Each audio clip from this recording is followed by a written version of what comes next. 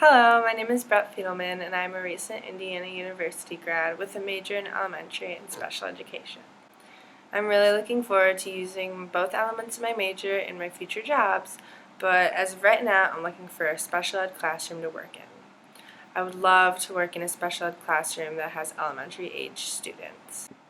Knowing that teaching is a competitive field, I am well aware that technology is really important when trying to get into the classroom. I feel that technology is an element of the classroom that can make all the difference for the students, especially in special education. Many pieces of assistive technology have been invented and have made learning much easier for students with disabilities. It's astonishing. The students that will be in my classroom have been around technology for most of their lives. So, this being said, they're accustomed and comfortable with technology.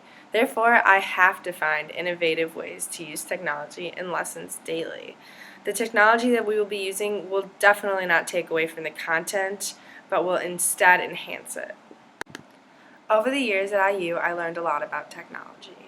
I'm very proud to say that I've picked up a couple tools and resources from different teachers and classes that I've been through.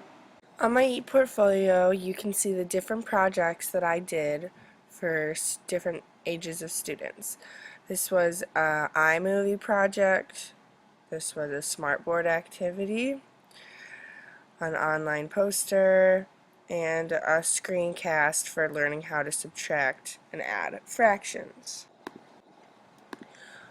While working on a case analysis with a special ed classroom, I created a project for the students to do to help them on the subject content, which was adding and subtracting fractions with common denominators.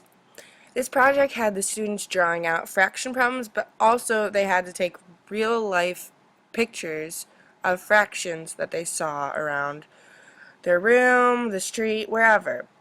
It kind of got them to be creative. It took their knowledge of the fractions inside of the classroom and expanded it into real-life situations. This is really important.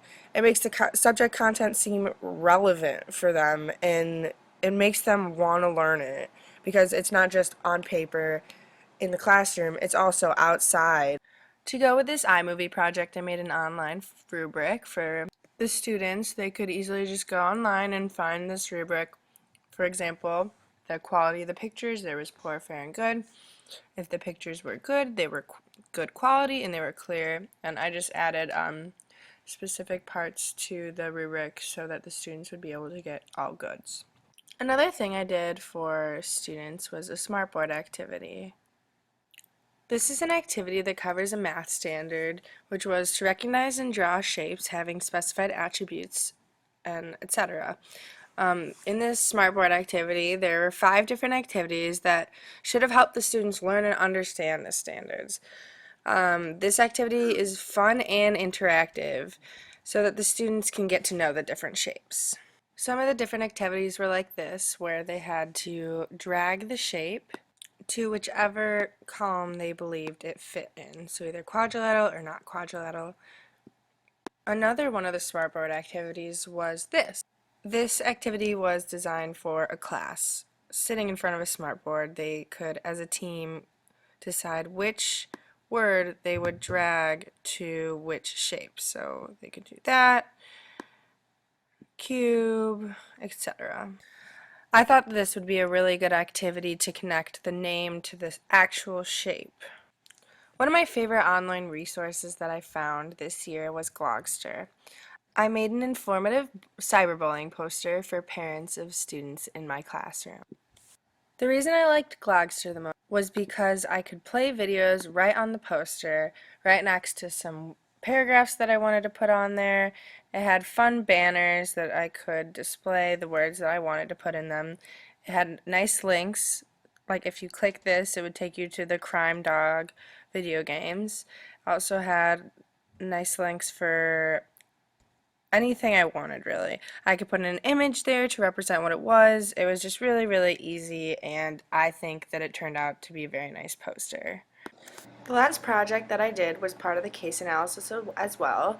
It was a screencast on adding and subtracting fractions. So what I did was had a white blank page, and I really just wrote different problems on what we were doing in class. So it was common denominators, adding and subtracting.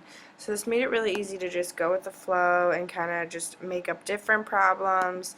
And towards the end, I actually started using rectangles and drawing in boxes, and I think that gave a really good visual so that the students would be able to see that, oh, okay, like, this really does add up.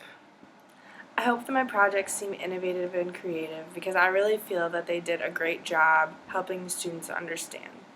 I think that what I've learned over the years can really add to the students' learning experiences, and I really hope that I get the chance to show you that.